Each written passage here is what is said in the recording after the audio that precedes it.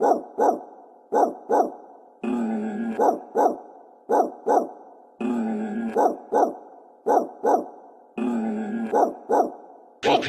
on the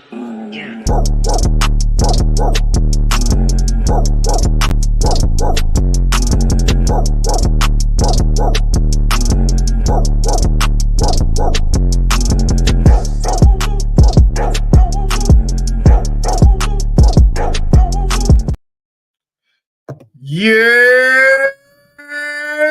Yeah, what's going on, ladies and gentlemen? What's happening? You already know what's good, what's popping. It's your boy RumboyzRobbie. That's TDS Taco. This is BigGuyFantasySports.com. Make sure you guys head on over there for all the latest and greatest in articles, tools, podcasts, and much, much more. Check out our homies over at Parlay Play. Promo code BGFS. We are just like, I'm just gonna talk. I just feel like diving in tonight. We are live on the Big Guy Fantasy Sports YouTube channel. Make sure you guys fucking subscribe to the channel, damn it. Make sure you guys subscribe to the fucking channel. We are live also on the Rumboyz Fantasy Network. So, like, also subscribe there. Yes, this was an independent product, but damn it, I own this product. So I'm making sure that you guys also get information and exposure. Why? Because I can do that, and bosses do what bosses do, and bosses make boss moves. So CEO Robbie making it do what it do. We are also live on our Twitch as well. Make sure you guys give us a follow. Make sure you guys like, comment, subscribe. Fucking buy a Rumboy subscription, damn it. Like, buy a BigGuyFantasySports.com subscription. Buy a Rumboy subscription. Get all the best bets. Get our college basketball that we do. Shout out to Eric.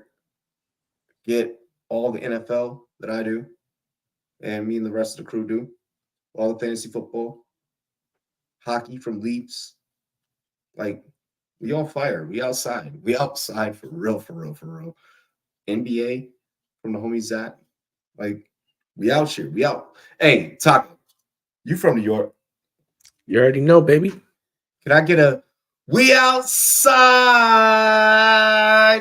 Yo, we outside the Aki way, bro. What you talking about? We not outside. We outside the Aki way, bro. They don't let us off the leash because we get fucking wild. You know what I mean? Yo, let's get into tonight's show. We can literally we can honestly do whatever we want. You want to start off with the fantasy football consistency show? Let people know who's consistent, who's not. You want to get into that first? Let's knock that out. Yeah. Let's get it. I like that because there's some shit that I want to talk about. Your boy got news on a running back going on IR before anybody else put it out there. Just saying. Indianapolis, I love you. We'll be right back. Fantasy football consistency show. You already know. Albert, I see you. Daniel, I see you. Leaves. Yeah. Let's go. What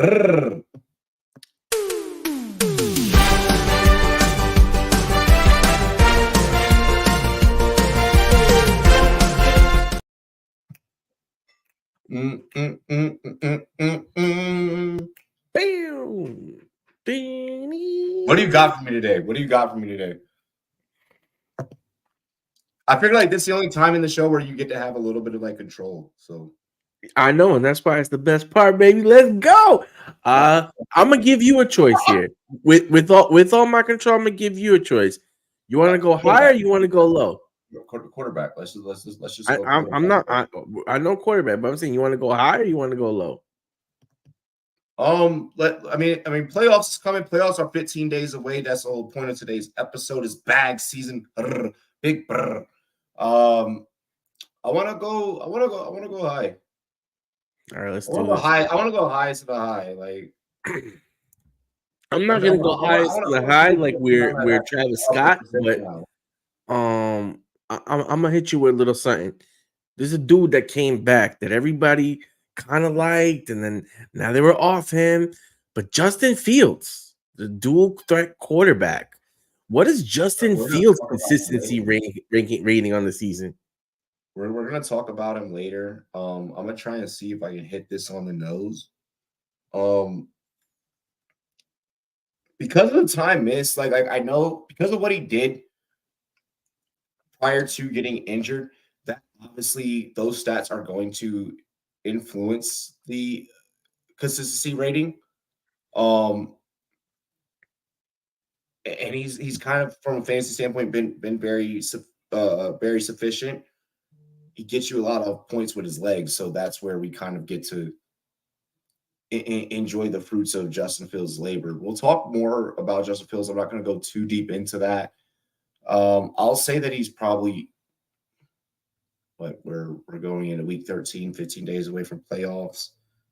I'll go 65.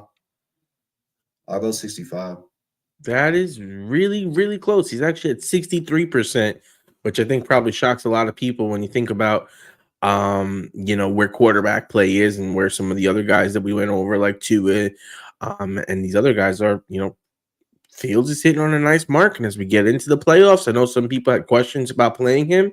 I think it's pretty clear he's a must play no matter what. I mean, but I mean, so kind of to your point, there's guys like the Trevor Lawrences, the Tuas that, no, they're not above 60. They're above 50. They're still going out there. They're still getting you points.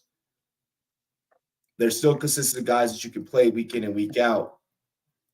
It's just that with Fields, it seems like there's a little bit less of a gamble, even in what is going to be a sucky performance. Monday Night Football was mid as fuck, but he still put out decent fantasy production.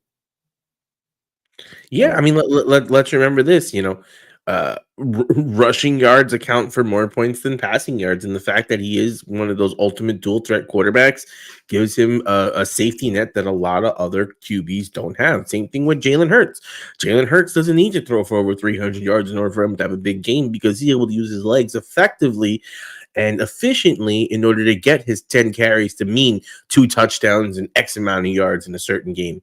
So, you know what I mean? These quarterbacks have a natural safety built into them. Despite missing weeks 7 through 10, still is QB 21 on the year. Despite having a very mid Monday night game, still gave you 20.5 fantasy points, depending on your league settings. I'm liking that. We'll see. We'll kind of see more down the line where that goes. If I'm in a position to where it's like, is it T-Law or is it Fields? Being that Fields is kind of playing to make sure that he can secure a job and keep a quarterback from being drafted, so he can get weapons and actually be the guy. Maybe I'm starting Fields. Lawrence still giving you amazing fucking fantasy points, though. We'll touch on that a little bit later, though. Yeah, I mean, he's starting to roll. So at running back, let's go with a guy that there was a lot of scares about him early, about his workload and his production. Then we had an injury to Montgomery that gave Jahmyr Gibbs an opportunity to really shine. Now that Montgomery's back, we're seeing them both in the backfield. And my question to you is, what is Jahmyr Gibbs' consistency rating on the season? Gibbs is an interesting take, an interesting guy. You know that he's definitely going to be above average, because he had big booms once Montgomery went out. We weren't having this conversation earlier in the season. I think we did bring up Jahmyr Gibbs before in regards to the consistency show, specifically this segment that we do. I'm gonna go 65 again. Just that's actually booms. That's actually correct, and I wouldn't even say it's just his booms, because even these games after when Montgomery has come back, he's been able to scrape together enough. We're on an odd week, so it'd likely be an odd numbers, like 67. Yep. Okay. Yeah. And when you think about it, he is 2, 4, 6, 8. He is right now RB9 on the season. So fade the noise, start the Gibbs. He is clearly showing that he is, especially at the running back position, as we know, this season has been a shit show at running back. From a consistency standpoint, when we break down consistency, which is a stat that only Big Guy Fantasy Sports tracks, and one of the key things that makes us a huge player in this industry. To Lee's point, both these guys are consistent. David Montgomery, every fucking time he touches the field, he's out of this fucking world. Gibbs, every game he's a touchdown candidate. And Gibbs right there behind him. This is that 1-2 punch backfield when you're trying to look for that skeleton key of like, oh, well, do I start? With the Steelers, you're not asking yourself this question in regards to a Jalen Warren or a Najee Harris. You're starting Jalen Warren, right? With this backfield, you get the luxury of being able to start both. And for many of you, I'm sure that there is a listener, a viewer out there that maybe even has both, and you're sitting in a really fucking good position the rest of the season. Browns running backs fucked everyone, but Nick Chubb going down hurt that. What do we want to get into? Receivers. Excuse me. So at wide receiver, there is a guy that got suspended last year for sports betting that made his move over to the Jacksonville Jaguars.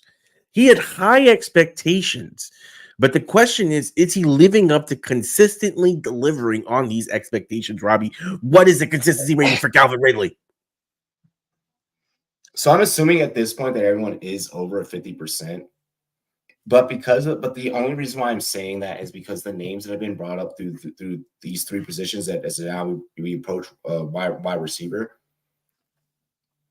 Ridley has had a lot of fucking dud games. But he's done this weird thing to where it's not enough. It's not enough duds to where like you can completely discount him the fuck out. Like homie's still wide receiver 22 on the season. So like from the boomer bust factor, it's like, okay, well, I gotta start him. I'm gonna go 58%. Real close. 55% right now. He's above 50 for fucking sure. Especially when you put up, Tennessee in week 11, you 8. Week 12 against Houston, you still 8. When you kind of factor in, those types of things, Buffalo, you had a huge game in week 5. When you factor in those types of things, that's what kind of helps keep you above those big boom games, above the top 24 in terms of fantasy football. When we look at a lot of our colleagues, in the industry that do rankings in ECR and such. Ridley above the 55. I don't think that right at the 60. Yeah, no, he's at 55 right now for the season. Or 50, what? 50? 55. 55. No, because he's above D-Hop. But below Palmer. Yeah. So Calvin Ridley's 55%. Like 57. Like 57. 55. You got to account for stat corrections. Well, on the site, he's 55. So based on our numbers, it's 55. All right. Now, at the tight end, I'm going to go with the guy that's currently 1, 2, 3, 4, 5, 6, 7, 8, 9, 10, 11, 12. Tight end 12, the last tight end number 1 on the board. I'm going with Arizona's Trey McBride. We've discussed McBride before, and I definitely have no problems, discussing him again. McBride is still startable. McBride is going to be startable. He's going to be a guy that I feel like you guys should be looking out for. The consistency may not be fully in play, but when it's tight end 12, it's tight end fucking 12.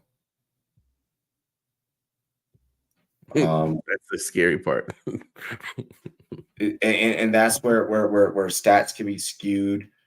Stats can be skewed. Things can be done to represent your case on a certain player. One thing about it is that consistency isn't going to lie. He's more around like that tight end 11, tight end 12 kind of ish range. But because he hasn't gotten all of the snaps, he hasn't gotten. Not every game from him has been 50% or above. That shit didn't start happening till about week 6. He's below 50%. I'll go 45. He's actually at 42% consistency 42. For a tight end number 12. So let's factor that in, people. It's a tight end 12, 42%. I have him at 43 after stat correction, so that would make sense. Mm-hmm. Yeah. Hey guys, need a defense. Chiefs, Bucks, Jets, or Jags? We'll answer that on the other side of the show. That is the fantasy football consistency segment of the show. We'll be right back, and we're going to take this question and start things off before we get into the rest of our podcast talk. George, make sure you subscribe.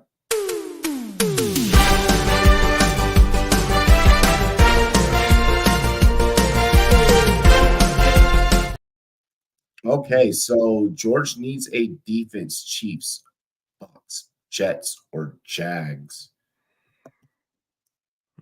Jags got to take on Cincinnati this week. I get that it's Jake Browning, but just the fact that it's Cincinnati, there's something to maybe have an eyebrow raiser about.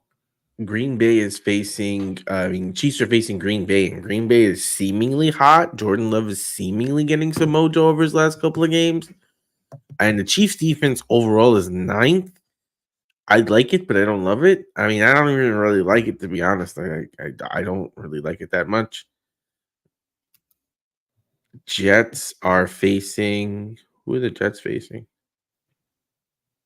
Jets are facing Atlanta. Yeah, I don't like that. That's a trap. So I'd rather shy away from the Jets in a trap game scenario.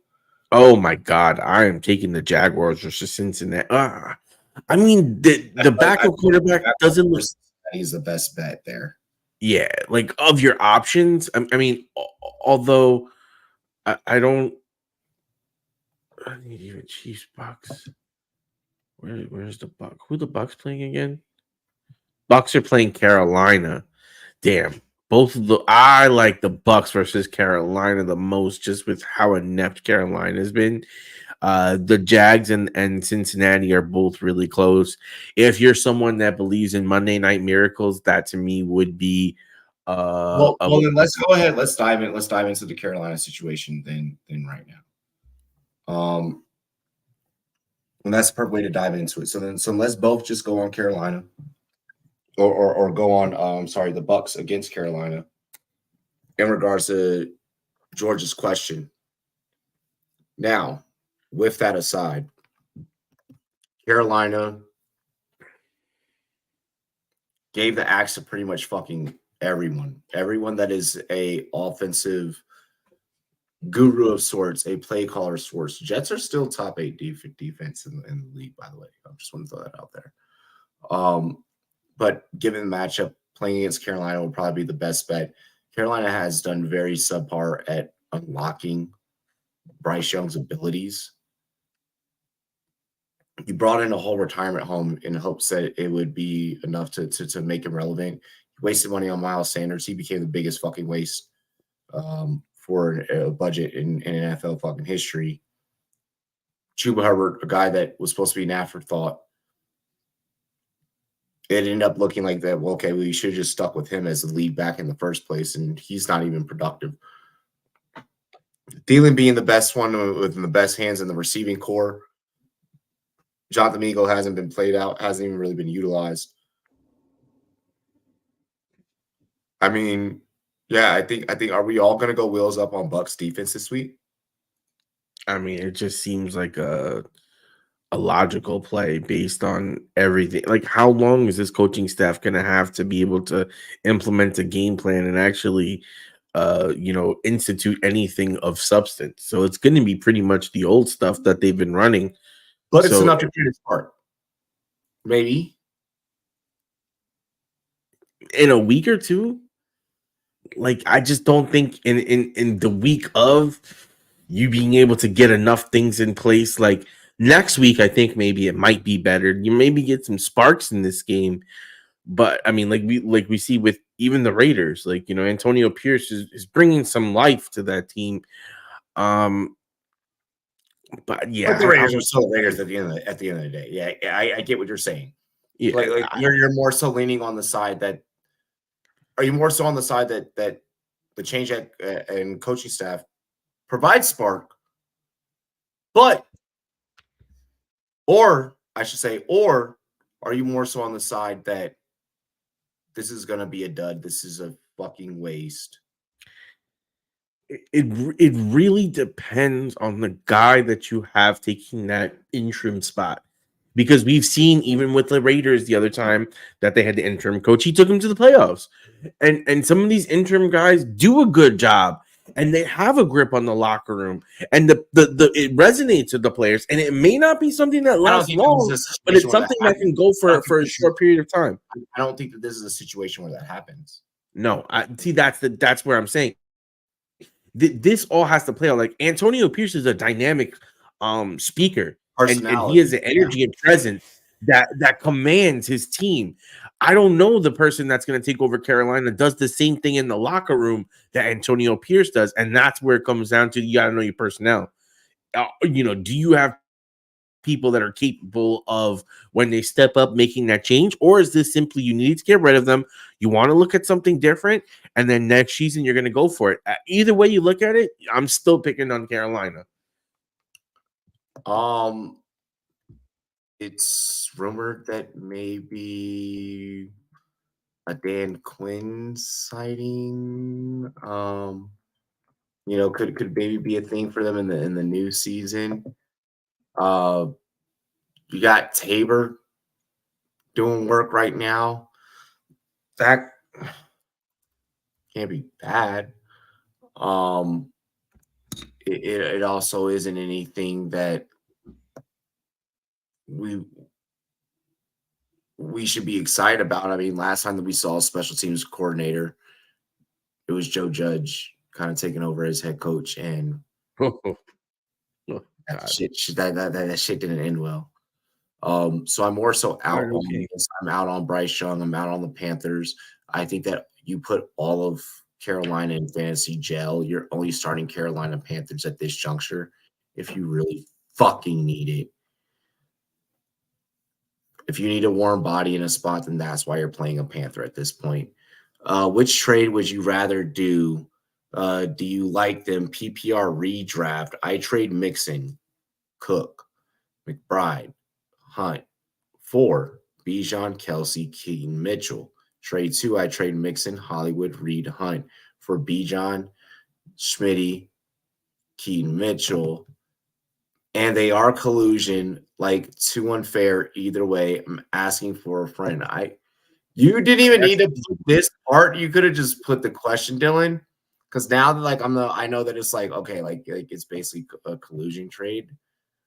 I don't want to, like, advise, like, really. But give me that one side.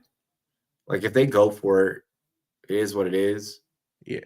Like, I would rather have the one side, but for the sake of, if you're trying to get some shit passed, it's got to be 2. There's no fucking way anyone would let one pass. I don't. That's on the league. That's not on us. We're not cops. We're not cops. Yeah. I ain't snitching. My name's not Takashi, bro. I don't know your league. Yep. I'm just telling you that's more passable, but I don't advise either shady kind of thing. Yeah, if that motherfucker agrees to that and lets that happen, he's a dumbass. And like if your commissioner lets that happen, that's wild. I mean, but I guess.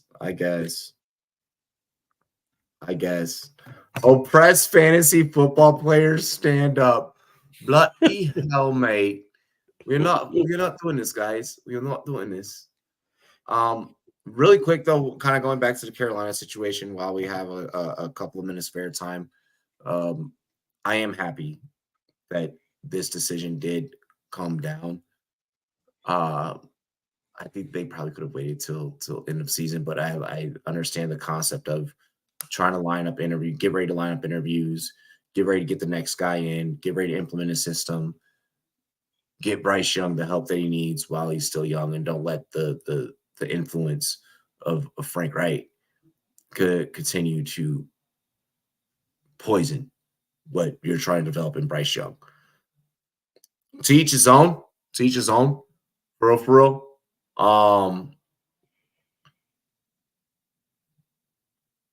That's the way I feel about it. You've burnt enough money, you've burnt enough capital. Draft picks aren't necessarily there. So free agency now becomes your fucking best friend. Anything else you want to add, my friend? No, I mean, I think the Panthers have made a lot of bad moves this off season, and I am not ready to write off Young. I think that we've seen a lot of quarterbacks have horrible year ones. I just think that what we're seeing in CJ Stroud is just very special. And sometimes that might be because he got passed on number one, created a little extra fire. Then you put him with the right coach and in the right situation. And then you have more offensive weapons. And now all of a sudden things look different. So, yeah, I'm not buying into anything right now. And I think that you need to really evaluate how you build this roster going forward. And they need to get him some weapons. And the book is still out on Young. I think it's way too early for people to really write him off. Only thing I'm writing him off for is from a fantasy perspective. In fantasy football, I do not like him. Agreed.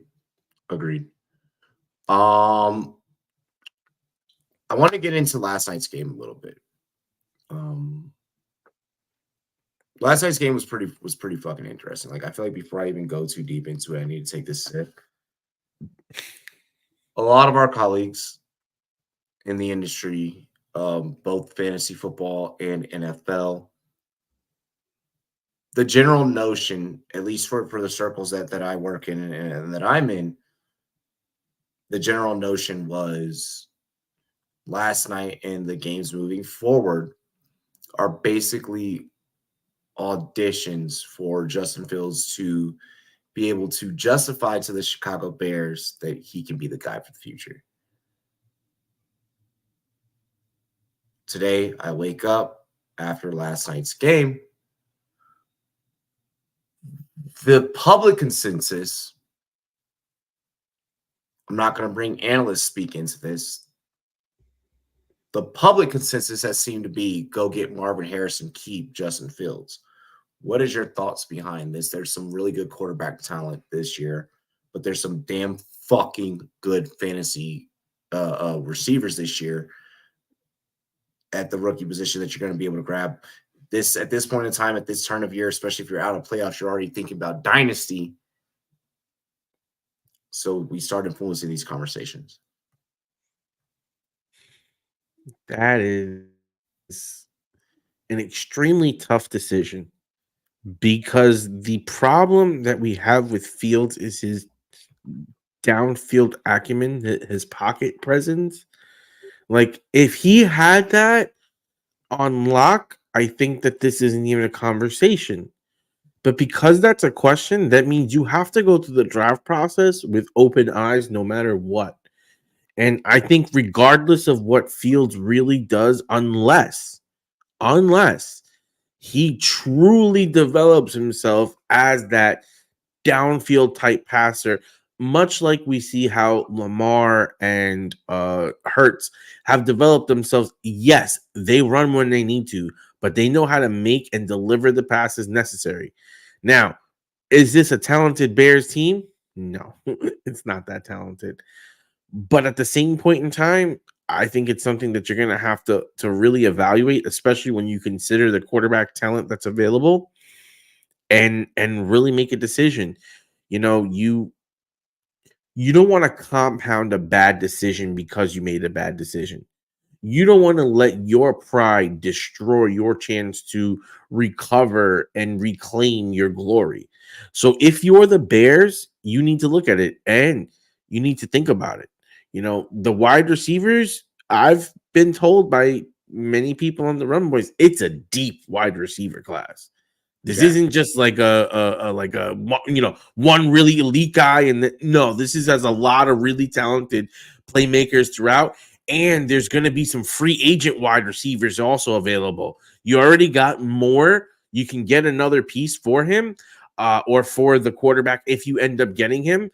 But I would say you really have to evaluate in that draft process and how your coach and how your GM really feels about his pocket presence and how it works with their game plan, because truly their game plan doesn't look like it's any kind of work. Well, their game plan is being called by Eberflus. They have when we're literally sitting on a live stream watching the game and we're reacting to the game together, and the general consensus over the emotion of a 0.8 yard average per pass attempt, when a lot of this shit's behind the sticks, little simple checkdowns. Clearly, you're not trusting this man to stretch the ball downfield. Is that an Eberflus thing? Is that a Fields thing? We need to figure that the fuck out. As long as Eberflus is still there, I don't think that we're going to figure that out. What a lot of the other teams and a lot of the organizations are doing, whether it's letting it be known that, hey, you're out the fucking door right now, or you're going to be out of the door at the end of the season. Washington, I'm calling you the fuck out. You should have been fired, Rivera. Brandon Staley, Chargers, I'm calling you out. You should have been fired, Brandon Staley. When it's evident that, okay, this team is going to move past you, that helps the locker room. That helps the guys kind of get ready to game plan and be ahead of the game for what's really about to be important to them. For the Bears, what's really about to be important to you is life after Eberflus. I don't think that whether you draft a quarterback or not, that you keep him and you keep him as a play caller. I don't see that. I don't see how you can bring in a new QB and keep him. I guess I could see that angle a little bit because, okay, the coach having influence, coach knowing best, et cetera, et cetera. You've been around the block, et cetera, et cetera. I think that the best decision is to ride with Justin Fields. I think the best decision is to stick with Justin Fields and then bring in a Marvin Harrison Jr. in the draft. Use one of those top picks. Get your guy. Now, okay, hey, we went back. We got DJ Moore last year. We weren't exactly sure how Darnell Mooney was going to shape out. We weren't exactly sure how – you guys honestly weren't exactly sure how Cole Kmet was going to shape out, but Cole Kmet has been a very integral piece of this. I think that DJ Moore, Kmet, you bring in Marvin Harrison Jr., now you can start stretching the field. Now you can start making some plays, get a new play caller in the building, get someone else holding that fucking Waffle House menu sheet, okay? It's a playbook, guys. I'm joking. It's not really a Waffle House menu. Andy Reid, I know you wish it wasn't a Waffle House menu, you fucker. But ordering up Super Bowls. I know you got a lot of Super Bowls. But no, with that being said and with that being stated, bring in a new play caller, keeping Justin Fields so that there's some consistency established at the quarterback position, getting Marvin Harrison, and then building up the offensive line. I think that now you can be explosive. You did enough during free agency, right? Just bring in Montez Sweat alone to where you don't need to worry about too heavily on the defensive side of things. I think that if the Bears make that decision, they'll be fine. Now, on the flip side of the coin, what are your thoughts on the Minnesota Vikings? Obviously, Kirk Cousins, probably not. Like, if they ride into another year with Kirk, I mean, they could ride into another year with Kirk. But I think that it's best that they move on. What are your thoughts? Joshua Dobbs did not look great. He started to look like the decline that happened in Arizona, that happened in Cleveland. Well, Cleveland didn't really get a whole lot of opportunity besides preseason, but that happened in Tennessee. We've seen this movie before with Dobbs. I mean, let's be clear. He is a journeyman quarterback. Like, he is what he is. Yeah. And like he's here to to hold the dam, to try and do his best. And let's face it, this is his second week there, right? Like, he hasn't really been able to get the time. He doesn't have all his weapons. And you know what? You're gonna have a bad game. Everyone has a bad game. Now, is this the sign of the beginning of his decline? I mean, I don't know. Re-decline? I'm not 100% sure here. We don't have enough film out there to know 1,000% sure. But what we do know is that he's a mobile quarterback. We do know that he's possibly going to get Justin Jefferson back. More than likely going to get Justin Jefferson back. We don't. So they elevated Justin Jefferson off of IR today. That's what we know. Yep. Listen, if you give it, like, the other game he was great, now all of a sudden he is a bad game and we're off. No, come on, like, you know what I mean? Exactly. Like, Fitzmagic, listen, he is what he is. It is what it is. What it is. What it is. And I'm not gonna sit here and talk about a guy that got into the room 2 weeks ago and give him the harshest criticisms. But like, what I want to bring up really quick, like you mentioned, Dobbs has been good when there's no film on him. If we've noticed, whenever there's not fresh tape, he's a solid guy. But even when there is tape, at the end of the fucking day, this man is QB 10. We said it last week, and I'm not about to sit here and tilt. I don't have it in me to tilt on Joshua Dobbs. Now, I faced an opponent last week that did beat me, but also almost lost to me while him having Joshua Dobbs as his QB2. My QB2 was Boyle. Boyle did, for the most part, do a little bit better for you this past week. I don't think that continues. But look, I think that there's definitely something up for us to look there. I don't know if at this juncture, the numbers say that you still ride with Dobbs. He has a bye in 13, so you're not going to get him this week. But you get him against Vegas, and you get him against a depleted Cincinnati team. And I'm sorry, but just those two alone, before we even get into Week 15, well, Week 15 in Cincinnati, it's Vegas, Cincinnati. By the time that you get to Detroit, Detroit's not playing any of their fucking starters, or even might even play their starters half the time, and then pull them. I personally think Dobbs is still a starter, and Dobbs can put a fucking ring on your finger in regards to fantasy football. I think that there is a Super Bowl in your future while still playing a Joshua Dobbs, while still playing a Sam Howell and the likes. Totally agree, especially with Sam Howell. I think Sam Howell is going to be one of those guys, especially in underdog and these best ball sites, that's going to be a league winner, because I think he's just gonna have to just do so much. Like, it's gonna be negative game script. It's gonna be throwing the ball. It's gonna be running for touchdowns. But Joshua Dobbs is going to be in that same predicament because they're still in the NFC. They're still right there. They're on the precipice. There's something that can be done for this team with this team. And he's about to get Justin Jefferson back.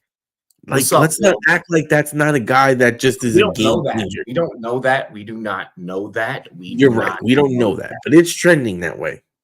And they're in playoff shot.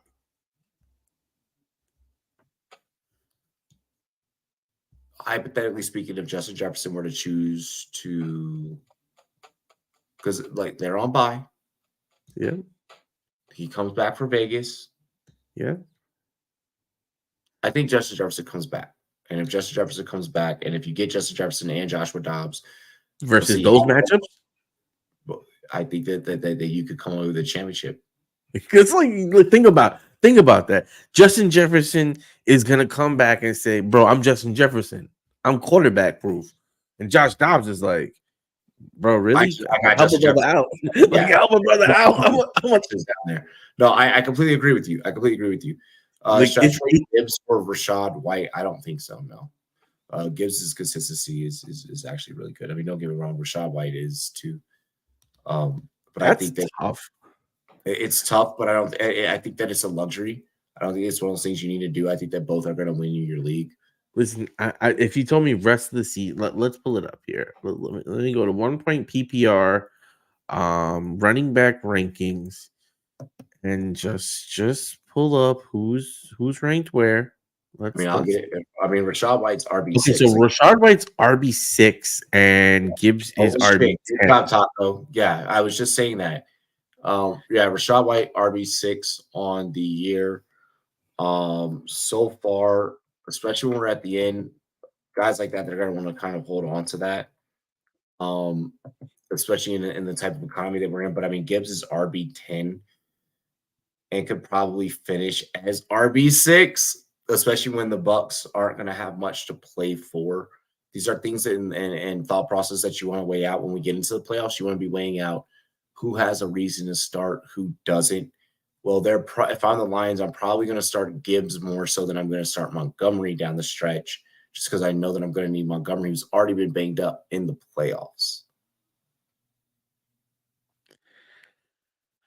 The thing about White is he gets really good passing work, and he is, getting solid running work. He gets Carolina this week, Atlanta, Green Bay, Jacksonville, New Orleans. They have nothing to play for, and they're about to utilize all their assets as trade pieces. I don't know if you risk it with White those last 2 weeks. With 15 days left in the fantasy football season of regular season, I don't think that that's a decision that I think you can stick with Gibbs and you can be fine. I don't think you need to make that trade. I think that the hypnotization of seeing RB6 makes you want to go and do that, and seeing what he did throughout the season makes you want to go and do that. But then when you look, okay, down the stretch, are you going to be benched or even used? I would probably trust Gibbs a little bit more, especially because if I'm Detroit, I'm trying to keep Gibbs in usage, in fluctuation, especially should he stay healthy at age 21, being RB10 on the year. I know that I'm going to work out this guy. I know this guy is going to give me churn. I know that I need him to have a hot hand heading into the playoffs, especially if I choose to rest Montgomery. We already saw that it can maybe take him a little bit, to kind of get re-immersed. Let me go ahead and I'm going to play Gibbs the rest of the way. I mean, I think it really depends on your team.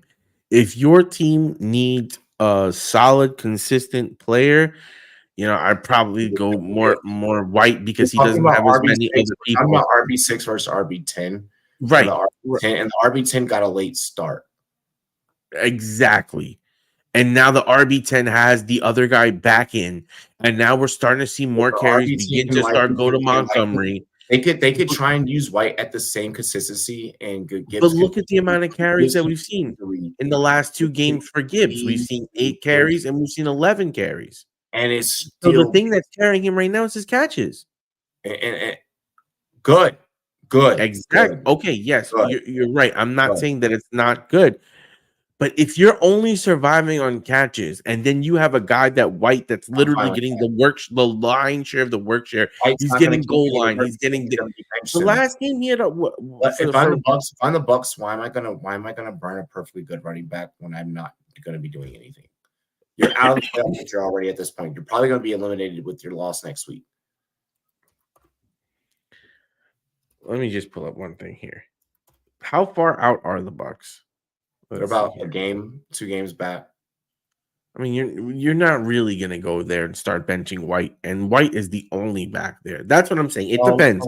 If I have a team that's pretty solid across the board, I'll take the chance on Gibbs because, like you said, he has more boom upside with the catches, with the touchdown upside, with maybe them putting Montgomery. But if I need a consistent rock, I feel more confident with White because there isn't the Montgomery factor. I don't feel confident in White down the stretch. There's a league where I am in second and I have White. I'm letting you know right now, when I get into those Super Bowl weeks, when I get into those championship weeks, White's probably not going to be on the starting lineup. Like RB6. I don't give a fuck. I mean, this week I've done this so many times though. Here's the thing: I've done this so many times at a high level. This week he gets the Panthers. He's going to move into the top 5 more than likely after this week, because the Panthers is one of the worst rushing defenses. The week after that, he gets the Falcons, who are a solid run defense, but I don't think they're anything that you sit there and say that with his work in the passing game, he can't come up with enough. I play you against the Panthers, and that's it. And then after that, I become cautious. If you're going to ask me right now at this moment, rest of the season, it's Gibbs. Week 16, he gets the. Oh no, never mind. You know, I'm not it's week 16 more than likely because I'm already done at that point.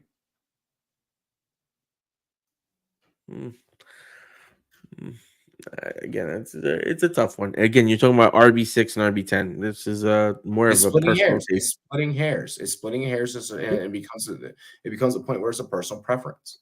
Mm-hmm. Yeah, Bucs schedule ain't that tough, and I could easily see the Bucs. A team like the Bucs, who have been here in terms of like the shitty kind of position before of like, oh, like we suck again. A team like the Bucs, I could easily see being like, we're gonna tank the rest of the way to get us a better pick. I so fucking see it.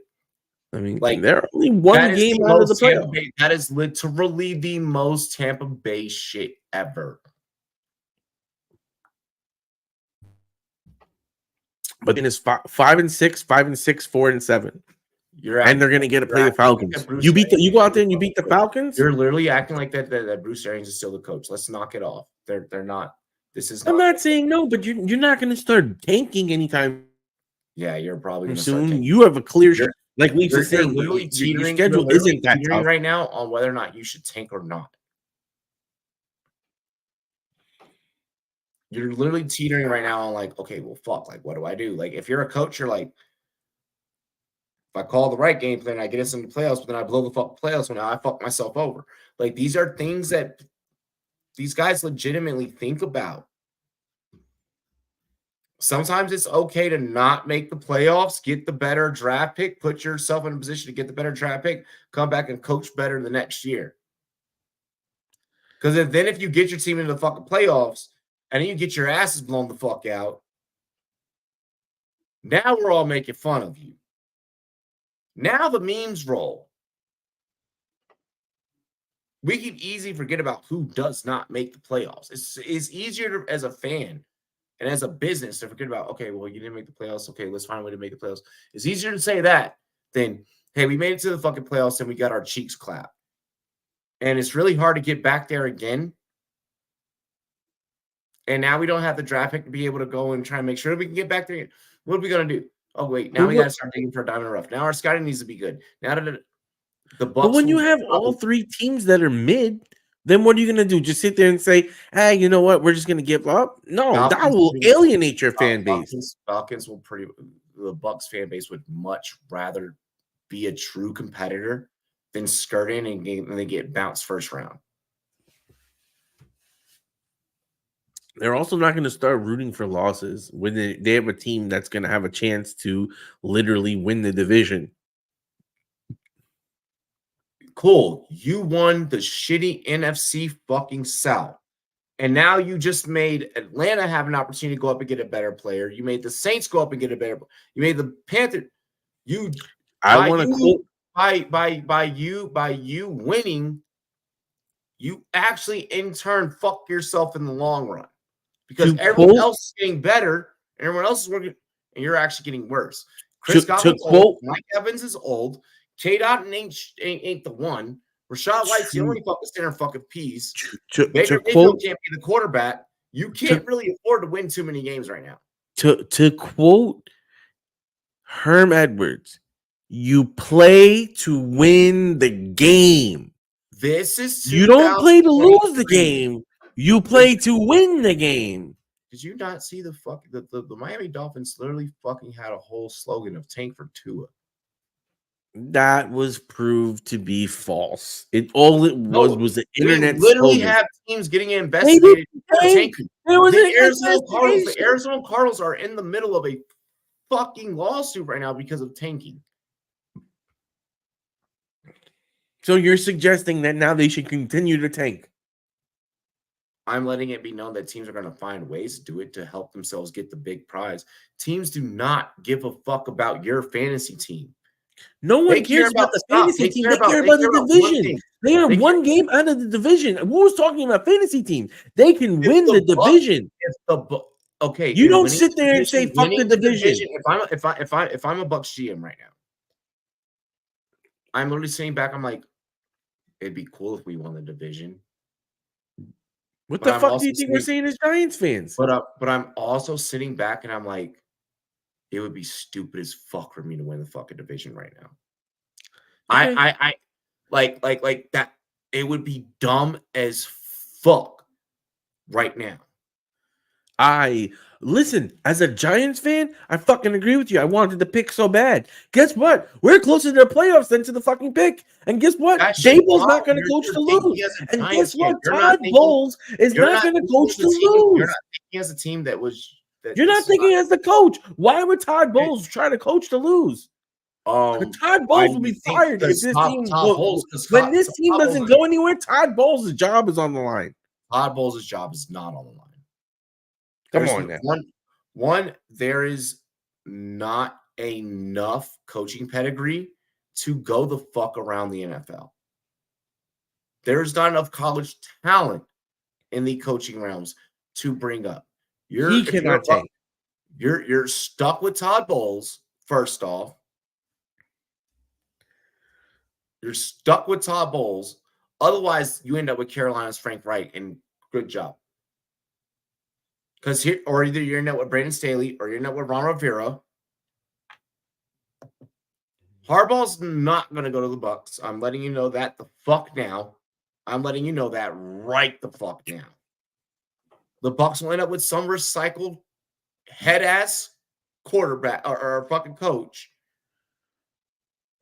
Todd Bowles is the best fucking coach they have, that they will have. If you miss the playoffs by a game, but then you end up getting the fucking right draft pick, your whole fucking resume is saved.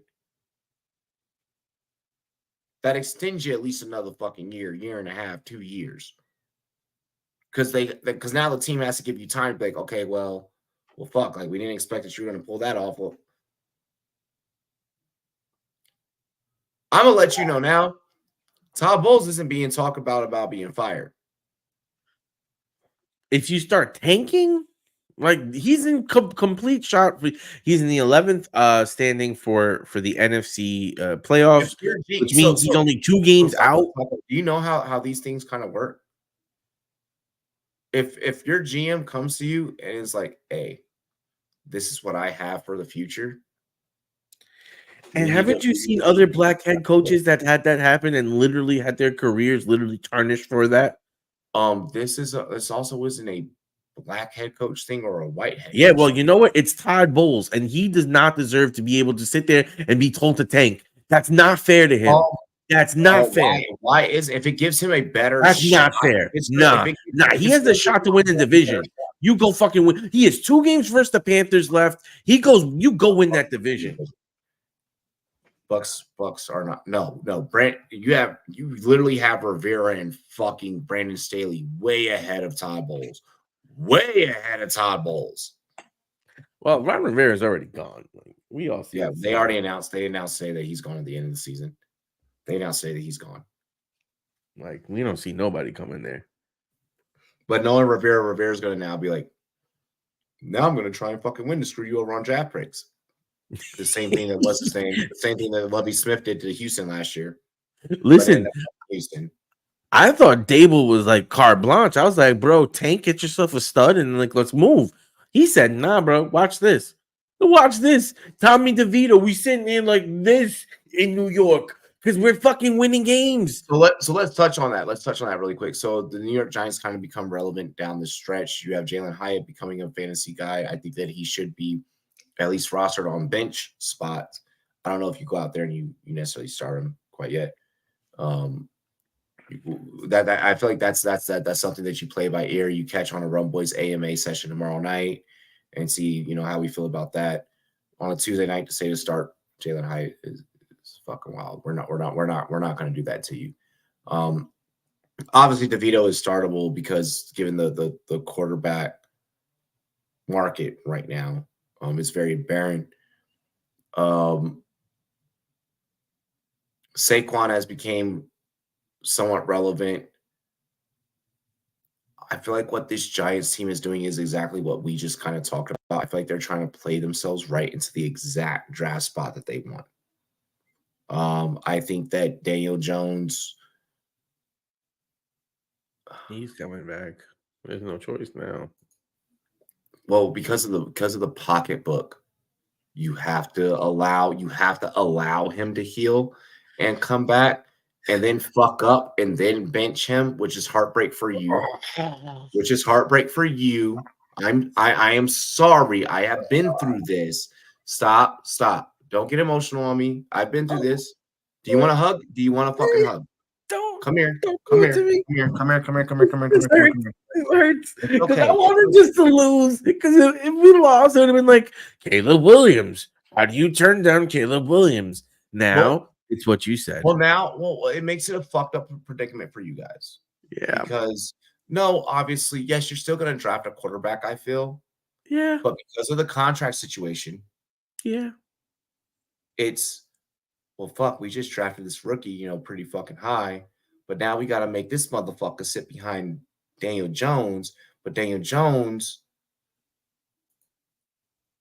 not great. So now I got to, as a fan, from the fan perspective, from the business perspective, you have to play Daniel Jones because of the contract. But from the fan perspective, you're like, fuck.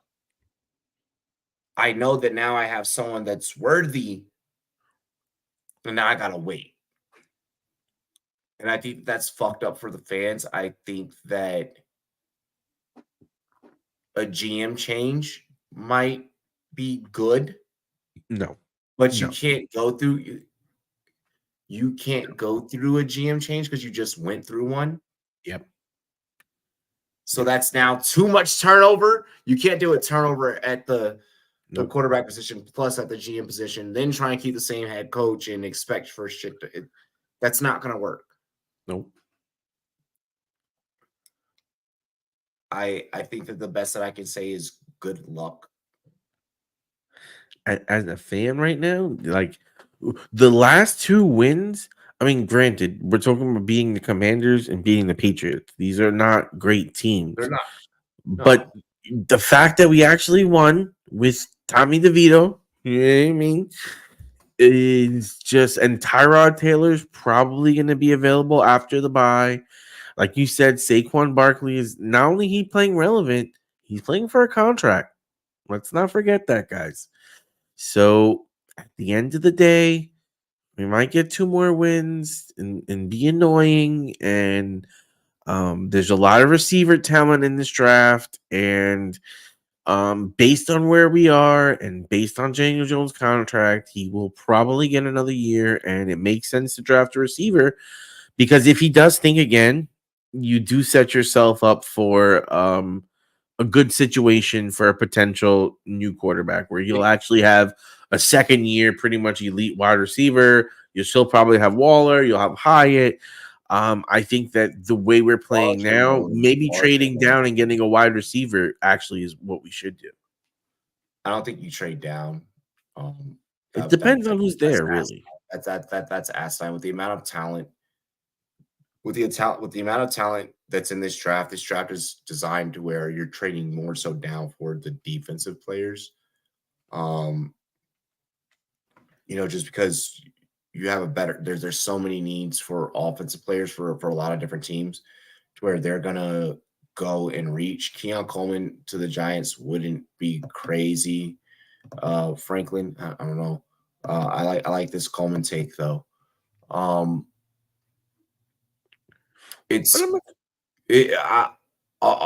don't want to get too ahead of ourselves, especially because I'll be at the Senior Bowl. I'll be doing some photography there. I'll be meeting some of the players. I'll be doing some sideline work. So I don't want to get too far in the weeds as to what can happen or what I think is going to happen. The last 2 games were games where even if you tried to tank, it would have raised eyebrows. So you couldn't have done that. I mean, right now for you guys, unlike where the Bucks were, I'm like, okay, well, it's kind of designed to where you can do it. I think that it's designed for you guys to try your best to manage. Like, you do need the draft pick. Like, you're right. Like, you're right in the essence of, fuck, we need talent. Like, we need to, especially because a lot of guys are getting older, Saquon, so on and so forth. Now's the right time to also be finding an RB2, which you'll be able to get in the later rounds. I think from an NFL standpoint, yeah, for the rest of the season, you can start Saquon. That's fine. You're gonna have to fucking start DeVito. That's fine. I think that Hyatt is a touch and go type of piece.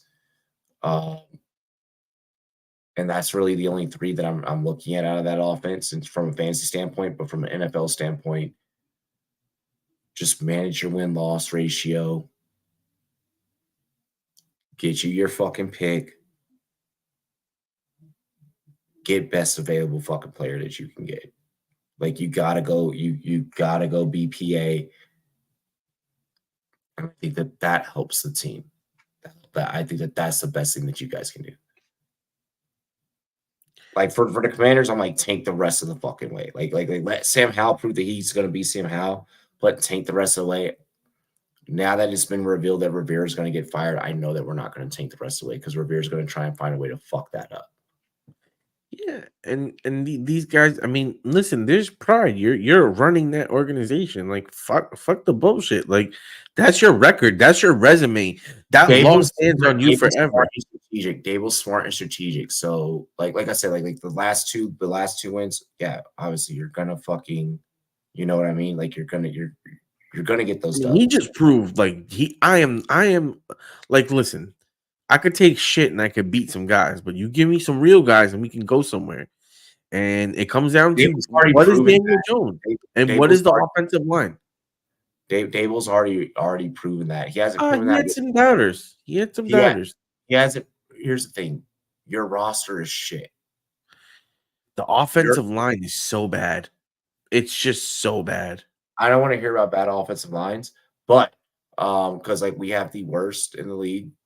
With that being said, though, there's play calling. Like Eric Bieniemy's play calling has made Sam Howell one of the top QBs in the league. Top 5. But what's crazy is we have the same fucking record.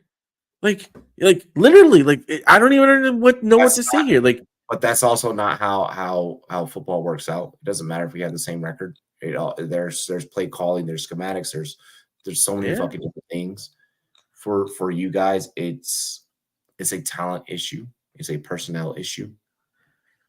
The play calling is honestly actually fine. Even when I look at the play call, I'm like, okay, well, I would call that. Okay, well, I would call that. In this scenario, I would do that. It's a personnel thing.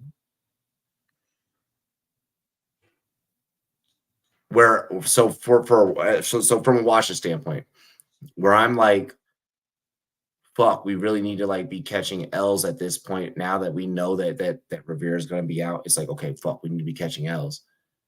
I now know that. Well, now that you know that your job is gone, you're going to try and fuck that over, so that we can't. You're going to do it out of spite. It's going to be the Lovie Smith thing. Whereas you guys, that you have your coach, that you have your guy in place. Just manage your wins and losses. Land top 10, and you guys are golden. Whereas us, we're now, because our coach has already been announced that he's going to be gone, we now have to fight for top 10.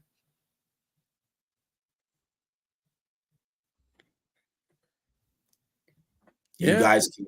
You guys have the affordability. There's a side of the NFL that is a psychology standpoint that no one will ever. A lot of people won't get and understand. Like, fuck the Bills right now and how the Bills are on turmoil right now. You know, the Bills are thinking, I can guarantee you the Bills are thinking, fuck, okay, there's a chance that we might not make the playoffs. We're probably not going to make the playoffs. We're on a steady decline. We can't get rid of Josh Allen. We need to try and find a way to keep it. How are we going to get ourselves in position to? They're thinking about, I can fucking guarantee you a team like the Bills are already thinking about that just because of trends and the way that things are going. I fucking 100% guarantee that that's exactly what's happening in that specific building. Like if you're gonna sit here and tell me, oh well, like there's still like you know we're outside the playoffs. No, it's hey, if we make the playoffs, okay, cool, whatever, but we're probably not going to go very far. Let's be ready to pick between these numbers, guys. Let's be ready for this. Let's start preparing for this. Because that's the way this business works. Fair on that, but I think it'll be interesting to see how Josh Allen reacts and plays to the end of the season. I mean, the teams ahead of them right now are Denver, Houston, Indiana, Cleveland, Pittsburgh. I don't see it. Maybe you them win two being of those out of it yet.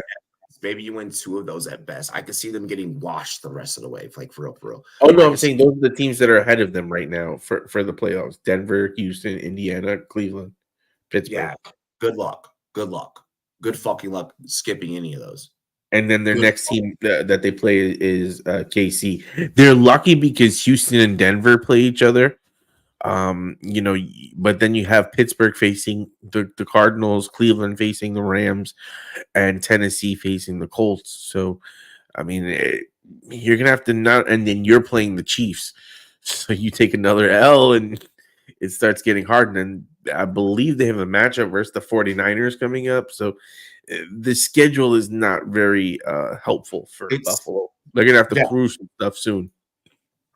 No, it's gonna be tough. It's tough for them, you know, like teams like the Chargers. Like there's a lot.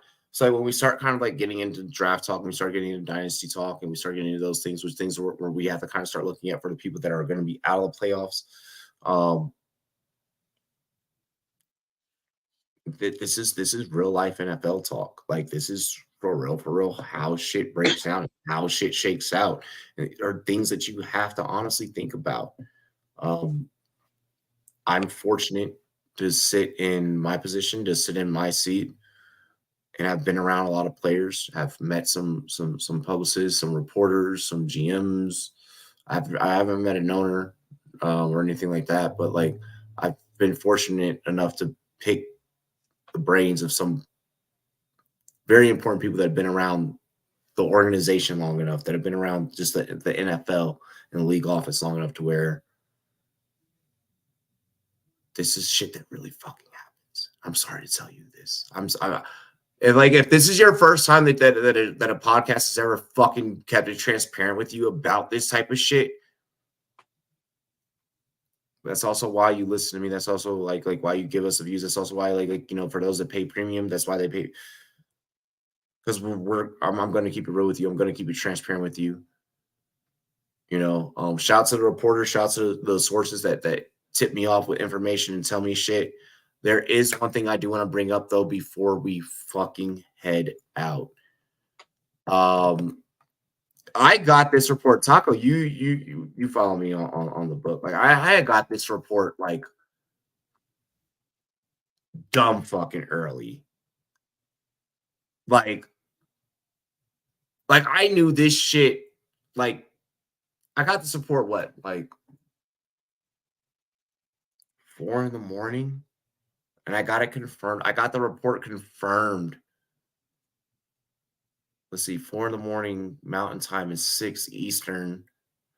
I got the report confirmed before like 9 or 10 Mountain Time. Jonathan Taylor is going to be out for about 2 to 3 weeks. It's going to be a thing. I know that if you look on your fantasy app right now, it's showing questionable. What I am being told I am telling you what I am being fucking told. I am being told that it's an IR situation, which means 4 weeks minimum. I know that it's a thumb. I am letting you know right now the information that I have been given. It's an IR situation. You're probably not getting Jonathan Taylor back the rest of the season. Fuck. This is what I know. This is what I've been told. Can I tell you where that really sucks? Best ball. Oh my god, the Zach fucking Moss crew is back.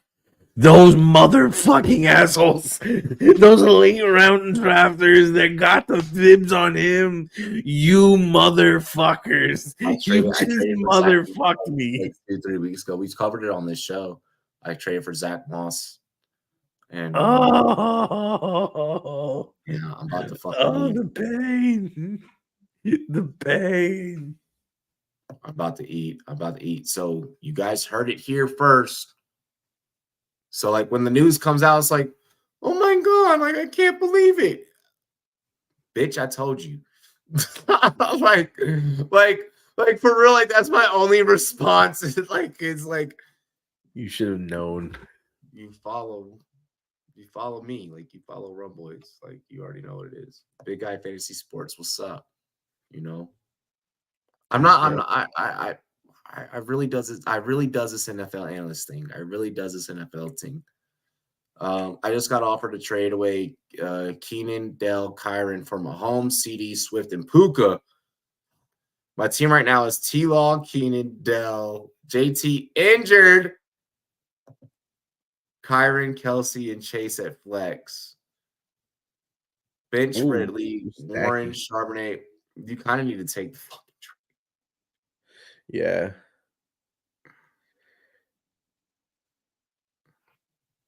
You get Mahomes, you get CD, you get Swift, and you get Puka. All of them are all going to be league winners. The guy, yeah, you're giving away some league winners, but I think that when we look at the threshold, it's hard to say no to that. Of succession. Yeah, when we look at the threshold of succession, I think that you're fine.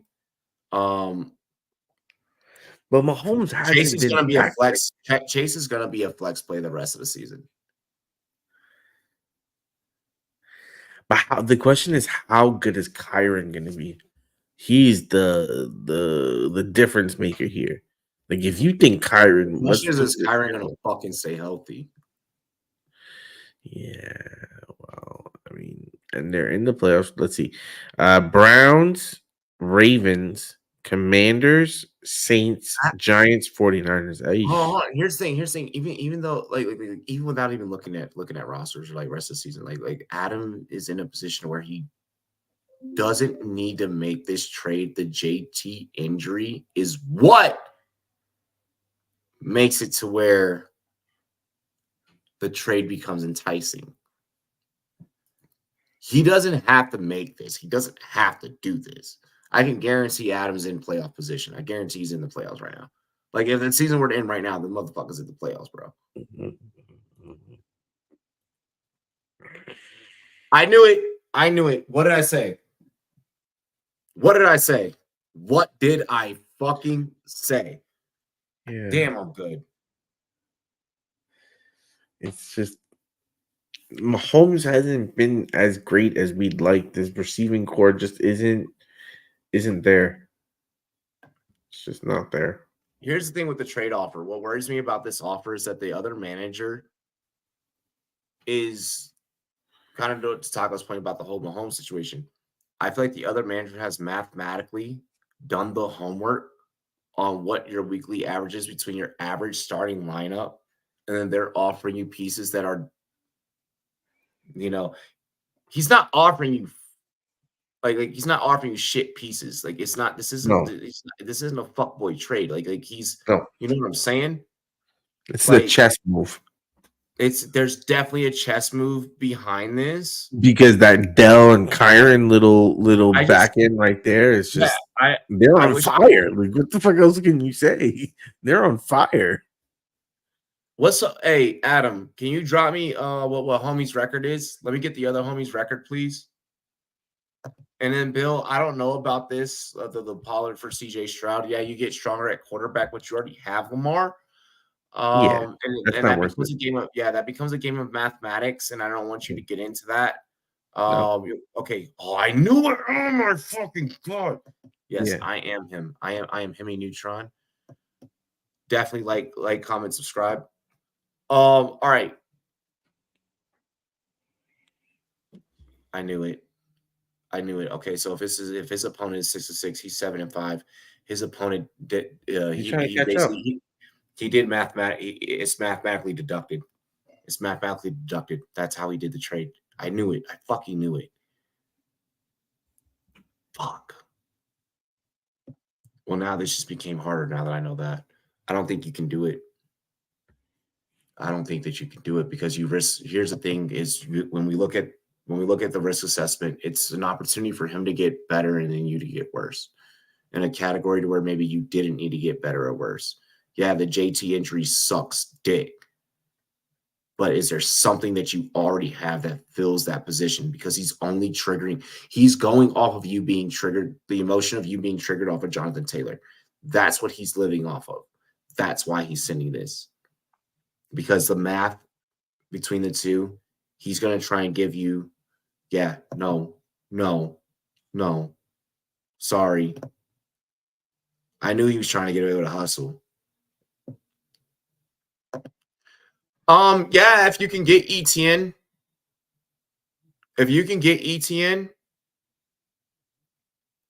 like, don't do the whole CJ Stroud thing, right, Bill? But if you can do the ETN, do that. Like, do that. I trust ETN more than Pollard. I agree with you there. And he's a less people around him to try and steal the work. Right. Kyron is just too hot, bro. And then Dell is on a 4-game touchdown streak, I believe. Well, that's a wrench. There's the monkey wrench. Just every trade talk has a conundrum, and it's just a matter of figuring it out. He already has Allen. He has Mahomes.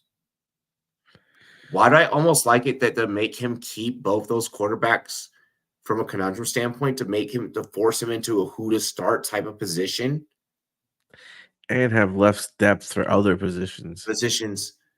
Like, I almost feel like no, fuck that. You put yourself in that position. You now get to stay with it.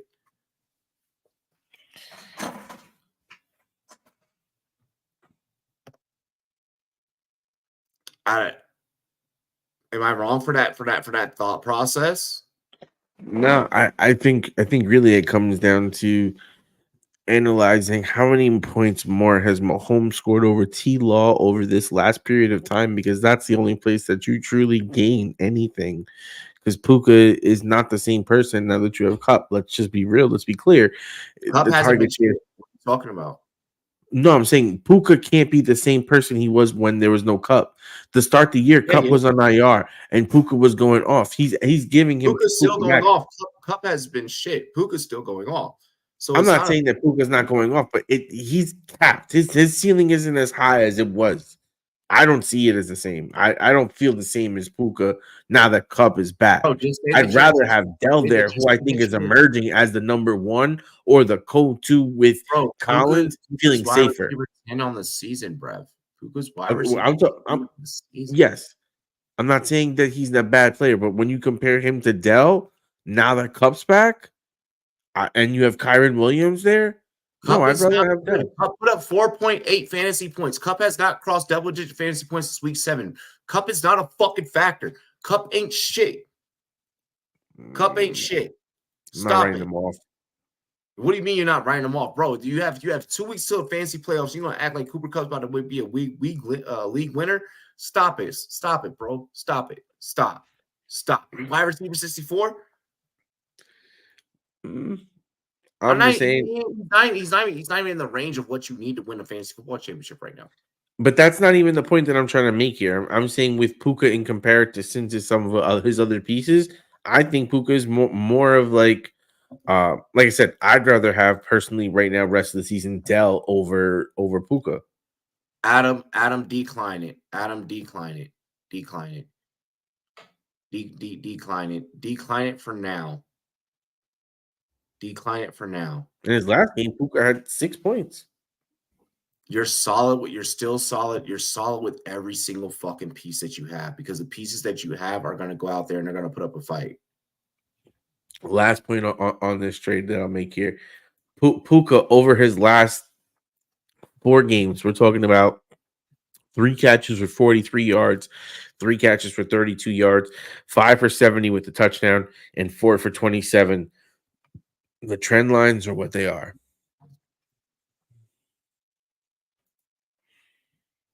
I'm still taking Puka Over Tank Dell? No, not over Tank Dell. That's what I'm saying. He's giving up Tank Dell and getting Puka back. I'd rather keep Dell the rest of the season. I mean, I have a roster with both of them, and I'm actually playing both of them, so like I'm fine with that. Cincinnati's defense is 14th.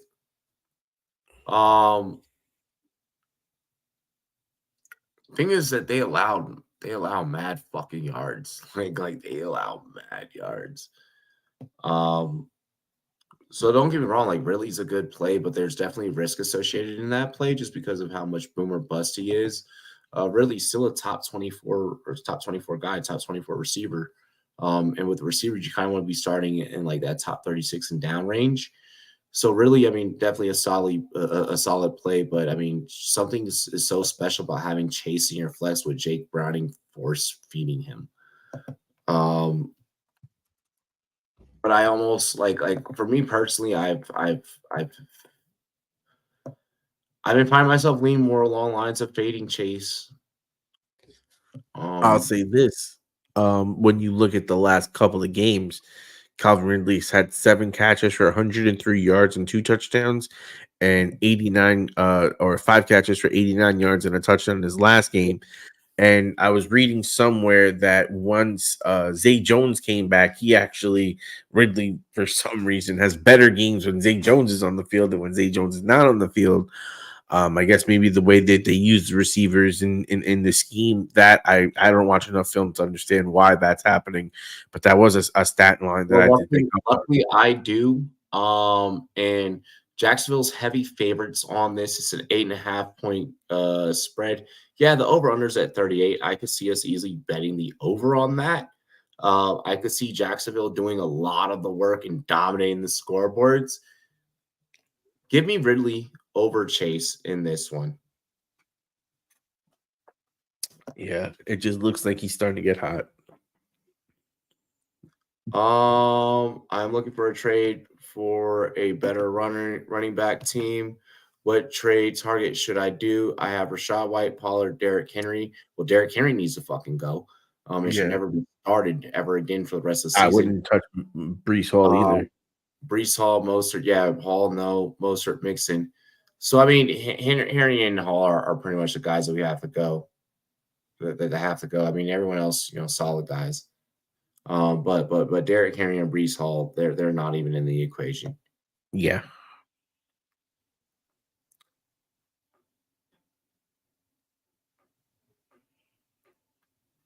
All right, you ready to go ahead? Let's wrap up. Oh yeah, I gotta take a bathroom break.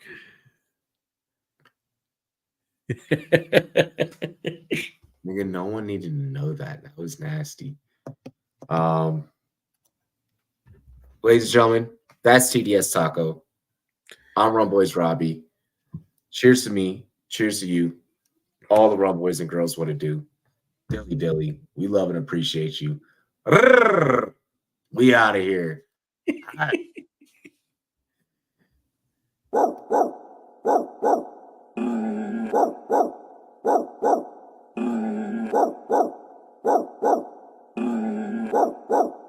Preaching on the, yeah.